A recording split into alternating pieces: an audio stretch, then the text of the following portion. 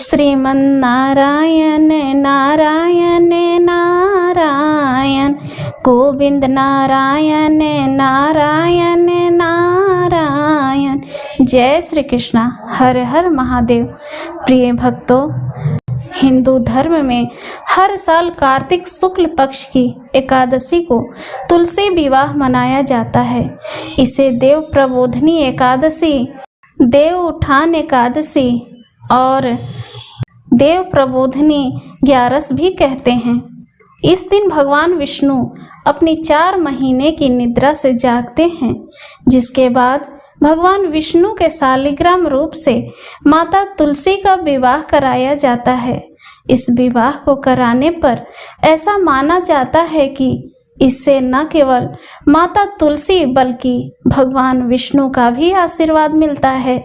इस विवाह के उपरांत से ही हमारे शुभ काम होने लगते हैं। ऐसा माना जाता है कि जिन लोगों के पास बेटी नहीं होती, वह माता तुलसी का विवाह कराकर और उनका कन्यादान करके पुण्य प्राप्त करते हैं।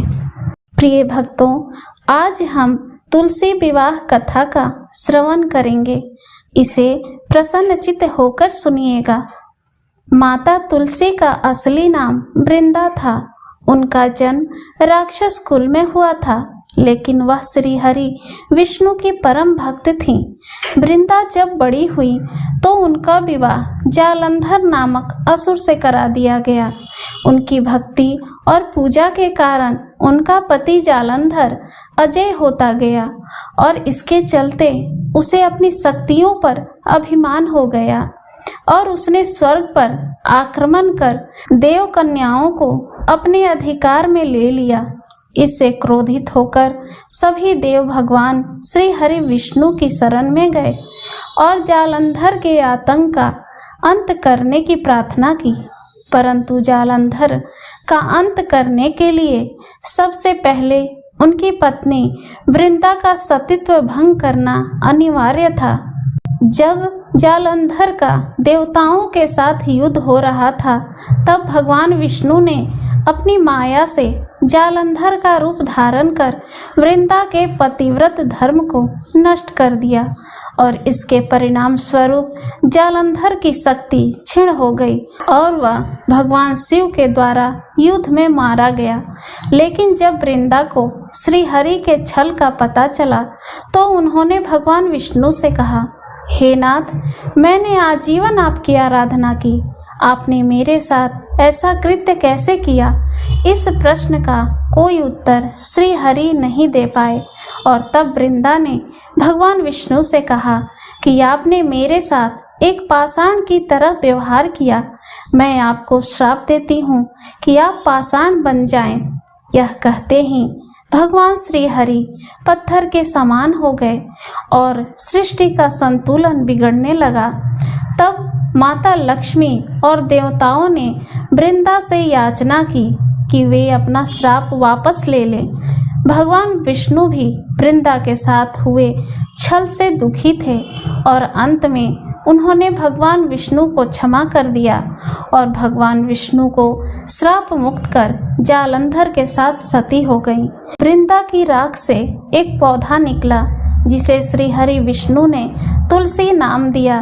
भगवान विष्णु ने वृंदा से कहा कि तुम अगले जन्म में तुलसी के रूप में प्रकट होगी और लक्ष्मी से भी अधिक प्रिय रहोगी। जो मनुष्य कार्तिक मास शुक्ल पक्ष एकादशी को विधिवत मेरे साथ तुम्हारा विवाह करेंगे, उनका सुख सौभाग्य हमेशा बढ़ता रहेगा। तुम्हारा स्थान मेरे शीश पर होगा। मैं तुम्हारे बिना भोजन कभी ग्रहण नहीं करूँगा। प्रिय भक्तों, यही कारण है कि भगवान विष्णु के प्रसाद में तुलसी का प्रयोग किया जाता है। बिना तुलसी के अर्पित किया गया प्रसाद प्रभु स्वीकार नहीं करते।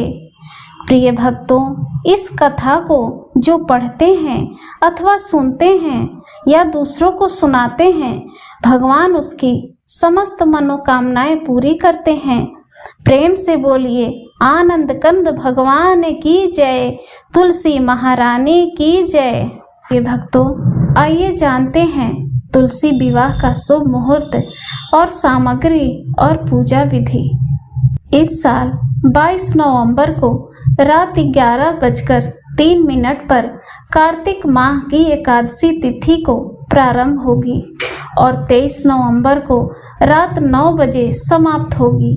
इसलिए उदया तिथि के अनुसार 23 नवंबर को देवउठनी एकादशी मनाई जाएगी। इस दिन शाम काल की पूजा का समय शाम 6:50 पर शुरू होगा और 8:09 पर समाप्त होगा।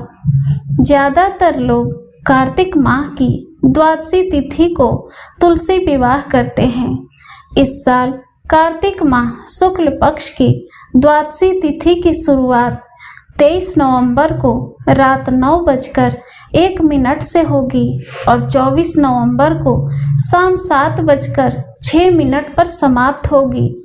इस दिन शाम 5:25 से शाम 6:04 प्रदोष काल का शुभ मुहूर्त बन रहा है। प्रिय भक्तों, तुलसी विवाह प्रदोष काल में ही करनी चाहिए। आइए जानते हैं कि तुलसी विवाह के लिए हमें क्या क्या सामान चाहिए। हल्दी की गांठ, शालिग्राम और गणेश जी की प्रतिमा, श्रृंगार सामग्री, विष्णु जी की प्रतिमा, बतासा, फल फूल, धूप दीप, हल्दी, हवन सामग्री, गन्ना, लाल चुनरी, अक्षत, रोली, कुमकुम, तिल, घी, आंवला, मिठाई, तुलसी का पौधा समेत पूजा की सभी जरूरी चीजें एकत्रित कर लें।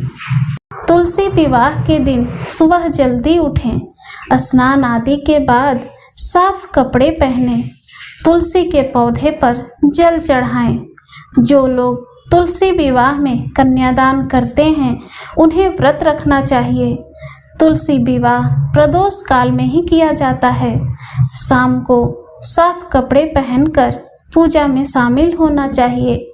एक चौकी पर तुलसी जी का पौधा रखें, गमले पर गन्ने का मंडप बनाएं। इसके बाद दूसरी चौकी पर शालिग्राम जी की या ठाकुर जी की या बाल गोपाल को स्थापित करें। चौकी के पास कलश रखें, कलश पर स्वास्तिक बनाएं और संभव हो तो तुलसी के गमले के पास रंगोली जरूर बनाएं। इसके बाद तुलसी के पौधे के सामने घी का दीपक जलाएं। तुलसी और शालिग्राम भगवान पर फूलों से गंगा जल छिड़कें। तुलसी माता को रोली और शालिग्राम जी को चंदन का तिलक लगाएं। अब तुलसी के पौधे पर लाल चुनरी चढ़ाएं और उन्हें श्रृंगार सामग्री अर्पित करें। शालिग्राम भगवान को पंचामृत से स्नान कराएं और उन्हें पीला वस्त्र अर्पित करें। तुलसी और शालिग्राम जी को हल्दी लगाएं। शालिग्राम जी को हाथ में लेकर तुलसी के पौधे की 7 बार परिक्रमा करें या 11 बार करें। मान्यता है कि शालिग्राम जी की चौकी को किसी पुरुष को ही उठाना चाहिए। तुलसी विवाह की सभी रस्मों को बड़े विधि विधान से निभाना चाहिए। इसके बाद तुलसी माता और शालिग्राम जी की आरती उतारें। विवाह संपन्न होने के बाद उन्हें भोग लगाएं और लोगों में प्रसाद वितरण करें। ऐसा करने से ठाकुर जी बड़ी प्रसन्न होते हैं और तुलसी माता का भी आशीर्वाद मिलता है।